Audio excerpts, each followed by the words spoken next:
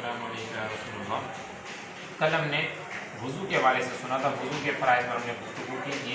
ये वज़ू के जो फ़राइज़ हैं वो चार हैं, वज़ू के चार फ़राइज़ थे। तो आज इंशाल्लाह हम गुस्ल के हवाले से मसाइल जो गुस्ल के फ़राइज़ हैं वो भी सुनेंगे। तो हमने आज वज़ू और गुस्ल की जो वीडियो है वो भी यूट्यूब पर अपलोड कर दी है, फेसबुक पर भी अपलोड की हैं और यूट्यूब पर भी अपलोड किया, आप वहाँ भी देख सकते हैं। तो आप में से अगर कोई जो वज़ू के फ़राइज़ है वो दोहरा दें तो फिर हम आगे चलते हैं। नौमान भाई आप सुना दें कि वज़ू के जो फ़राइज़ थे हमने बताए थे कि चार फ़र्ज़ है ना।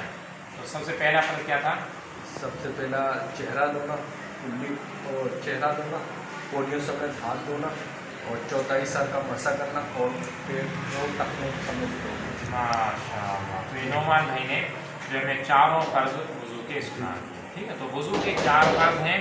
सबसे पहला जो फ़र्ज़ है चेहरा धोना, दूसरा फ़र्ज़ है दोनों हाथ उंगलियों समेत धोना, तीसरा फ़र्ज़ है चौथाई सर का मसा करना और चौथा फ़र्ज़ है दोनों पाँव टखनों समेत, ठीक है।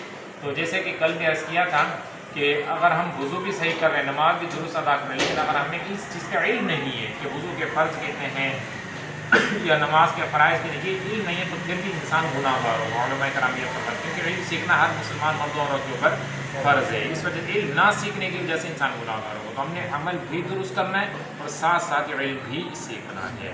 तो आप बढ़ते हैं, आज के जो मौजू है हमारा वो है गुस्ल का बयान। तो गुस्ल के तीन फ़राइज़ हैं, गुस्ल के तीन फ़र्ज़ हैं। सबसे पहला फ़र्ज़ इसके अंदर आता है कुल्ली करना, अच्छे तरीके से कुल्ली करना। दूसरा फ़र्ज़ है नाक में नरम हड्डी तक पानी चढ़ाना और तीसरा फ़र्ज़ है पूरे ज़ाहिरी बदन के ऊपर पानी बहाना, इस तरह से कि बाल बराबर हमारा कोई हिस्सा खुश्क ना रह जाए। तो ये गुस्ल के फ़र्ज़ हैं। तो गुस्ल जैसे एहतलाम हो जाता है, इंसान रात को सोता है और फिर जब सुबह आँख खुलती है तो एहतलाम हो चुका होता है, इस वक्त भी गुस्ल फ़र्ज़ हो जाता है। दूसरा गुस्ल फ़र्ज़ होने का जो सबब है वो है कि जैसे मियाँ बीवी वाला ताल्लुक़ है, इंसान जैसे शादीशुदा होता है अपनी ज़ौजा से हम बिस्तरी करता है तो उससे जब फारिग होता है तो उसके बाद उस पर गुस्ल करना ये फ़र्ज़ होता है कि जब वो इंसान नमाज़ पढ़ना चाहता है या कुरान पाक की तिलावत करना चाहता है तो उससे पहले ये वो गुस्ल करना ये ज़रूरी होता है। तो अब ये तो हमने गुस्ल की जो तीन फ़र्ज़ थे वो सुन लिया। अब इसका तरीका क्या है गुस्ल का वो सुनते हैं आज।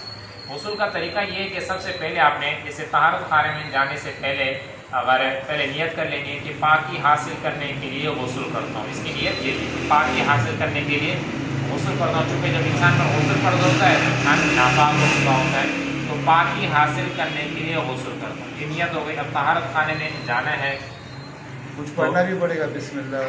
नहीं, वो बाहर बस बिस्मिल्लाह जो भी पढ़ना है वो नियत, असल में नियत करनी है गुस्ल की कि पाकी हासिल करने के लिए गुस्ल करता हूँ, बस ये नियत होगी। और ऐसा नहीं है कि जैसे बाद लोग समझते हैं कि पाकी हासिल करने के 3 मरतबा कलमा पढ़ना ज़रूरी है, तो वो नहीं है। 3 फ़र्ज़ पूरा करना ज़रूरी है। किसी ने मिसाल के तौर पर 3 फ़र्ज़ पूरे नहीं किए और 3 मरतबा के 1000 मरतबा भी कलमा पढ़ ले तो पाक थोड़ी होगा, पाक नहीं होगी। असल 3 फ़र्ज़ पूरे करने हैं, असल 3 फ़र्ज़ पूरे करने हैं। इससे मिसाल के तौर पर जैसे अब गुस्ल फ़र्ज़ हो चुका था और किसी ने नहर के अंदर डुबकी लगा दी और फिर कुल्ली भी मुंह में पानी भी ले लिया, नाक में अगर पानी भी चढ़ा लिया, तीसरा फ़र्ज़ वो नहाने वाला वो भी पूरे हो गए। तो यूँ है कि अगर 3 फ़र्ज़ जिस तरह भी हमारे पूरे हो जाएंगे तो हमारा गुस्ल अदा हो जाएगा। तो गुस्ल खाने में इंसान जब जाएगा तो सबसे पहले उसने इस्तिंजा करना है। इस्तिंजा कर ले इंसान। इस्तिंजे से फारिग होने के बाद जिस्म पर जहाँ अगर कोई नजासत लगी हुई है तो जिस्म के जिस हिस्से पर भी नजासत लगी पहले उस नजासत को धो ले, उस नजासत को धो ली। सबसे पहले इस्तिंजा करना है, इस्तिंजे के बाद नजासत को धोना है। अब नजासत जब धो ली उसके बाद नमाज का जिस तरह से वज़ू करते हैं बिल्कुल वैसे ही वज़ू करना है, पूरा मुकम्मल वज़ू करना है और आखिर में पाँव भी धो लें।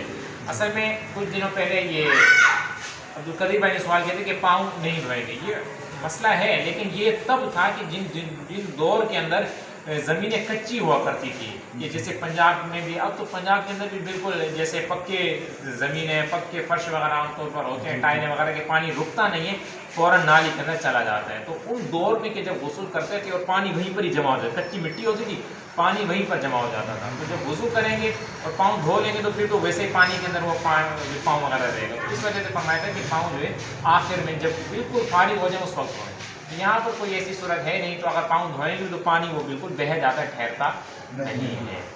تو استنجا کیا، استنجا سے فارغ ہو کر نجاست صاف کی، اس کے بعد نماز کا جس طرح سے وضو کرتے ہیں اس طرح مکمل وضو کیا. اور جب وضو کریں گے تو اس دوران آپ کو پتہ ہے کہ کلی بھی ہم اچھے طریقے سے کریں گے. تو وضو کیا، جو وضو کا تھا وہ بھی فرض ادا ہو جائے گا، اور کلی یعنی وضو کے اندر کلی کرنا ہوتا ہے وہ بھی ہو جائے گی، اور جو غسل میں فرض ہے کلی کرنا وہ بھی ایک ہمارا فرض ادا ہو جائے گا. ناک میں پانی چڑھائیں گے تو ہمارا ناک اچھے طریقے سے صاف کریں گے، ناک میں نرم ہڈی تک پانی لیں گے تو غسل کا دوسرا فرض بھی ہمارا یہ ادا ہو جائے گا. پھر جب ہم پورا وضو کر لیں گے اب ہمارا ایک فرض رہ چکا ہوگا، اور وہ ہے پورے جسم پر پانی بہانے والا. اب ہم نے ٹب ہے یا بالٹی وغیرہ تو اس سے 3 مرتبہ جو مگے وغیرہ سے یا جو بھی چیز ہے اس سے پانی لینا، 3 مرتبہ سیدھے کندھے پر، 3 مرتبہ سیدھے کندھے پر پانی بہانا ہے، پھر 3 مرتبہ الٹے کندھے پر پانی بہانا ہے، اور پھر 3 مرتبہ سر سے لے کر پاؤں تک پورے بدن کے اوپر پانی اچھے طریقے سے بہا دینا. اور اگر شاور وغیرہ کے نیچے ہیں تو وہ تو 3 مرتبہ کیسے، تو وہ 3 مرتبہ کی مقدار، یعنی تھوڑی دیر، اتنی دیر کہ 3 مرتبہ جتنی دیر ٹائم لگتا ہے اتنا شاور کے نیچے ہم وہ کندھا کر لیں گے. تھوڑی دیر یہ کر لیا، پھر تھوڑی دیر 3 مرتبہ کی مقدار یہ والا کندھا کر لیں گے، اور پھر پورے جسم کے اوپر اس طرح سے پانی بہا لیں گے. اگر پورا ایک ہی دفعہ بندہ سر میں پانی ڈال لے تو تب بھی ہو جائے گا غسل. غسل کے آداب میں سے یہ کہ 3 مرتبہ سیدھے کندھے پر پانی بہا لے، 3 مرتبہ الٹے کندھے پر، اور اگر پورے سر پر ہی، پورے جسم پر ایک ہی 3 مرتبہ پانی ڈالے ترتیب میں تب بھی اس کا غسل ہو جائے. جیسے مثال دی کہ نہر کے اندر ڈبکی لگا لی، اور وہ تو یہ نہیں کہ پہلے یہ والا کندھا وہ والا، تو پورا جسم ہی چلا گیا نا اس کے اندر، پورا جسم ہی چلا گیا تو جو پورا اس کا کیا پورے جسم پر پانی دے گیا. 2 فرض اس کے رہ گئے، کلی کرنا، ناک میں پانی چڑھانا، پھر ہلکا سا ناک کے لیے اس کے تکلف کرنا پڑے گا کہ پانی سونگنا پڑے گا یا ویسے کہ تاکہ نرم ہڈی تک پانی چڑھ جائے، اور دوسرا اچھے طریقے سے اس کو کلی کرنی ہوگی تاکہ جو تینوں فرض ہوں بالکل ادا ہو. تو جی تو یہ ہمارا غسل کے جو 3 فرض تھے وہ بھی ہم نے سماعت کر لیے، اور غسل کا کیا طریقہ تھا وہ بھی ہم نے سماعت کر لی. پھر غسل خانے سے جیسے باہر آئیں گے پھر جو کلمہ وغیرہ جو بھی دعائیں وغیرہ پڑھیں گے پھر وہ اندر نہیں پڑھ سکتے.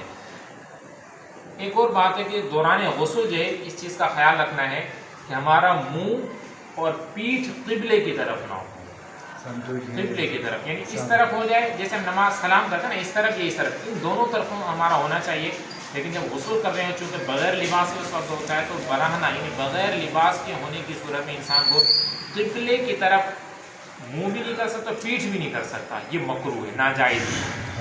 اس چیز کا خیال کرنا. اب جیسے بعضوں کا شاور وغیرہ بنے ہوتے ہیں وہ احتیاط نہیں کرتے، تو اس طرح سے کرنا ہے کہ بالٹی وغیرہ یا ٹب وغیرہ سے اگر نہ آ رہے ہیں، پانی کھولا ٹب بھر گیا تو اس کو اس سائڈ پہ رکھ لیں یا اس سائڈ پہ رکھ لیں تاکہ آپ یوں پانی نکال کے اپنے اوپر یوں ڈالتے رہیں، تاکہ اس طرف نہ ہمارا منہ ہو نہ پیٹھ، بلکہ اس طرف، یا تو اس طرف ہو شمال کی طرف، شمال یا جنوب کی طرف ہمارے جو ہے وہ چہرہ یا پیٹھ ہو سکتا ہے، لیکن قبلے کی طرف ہمارا پیٹھ بھی نہ ہو اور منہ بھی نہ ہو، اس چیز کا خیال. قبلے کی طرف ہمارا منہ بھی نہ ہو اور ہماری پیٹھ بھی نہ ہو. تو اللہ تعالیٰ کے بارے میں دعا ہے کہ اللہ تعالیٰ ہم سب کو علم دین حاصل کرنے عمل کرنے کی توفیق. آمین. آمین.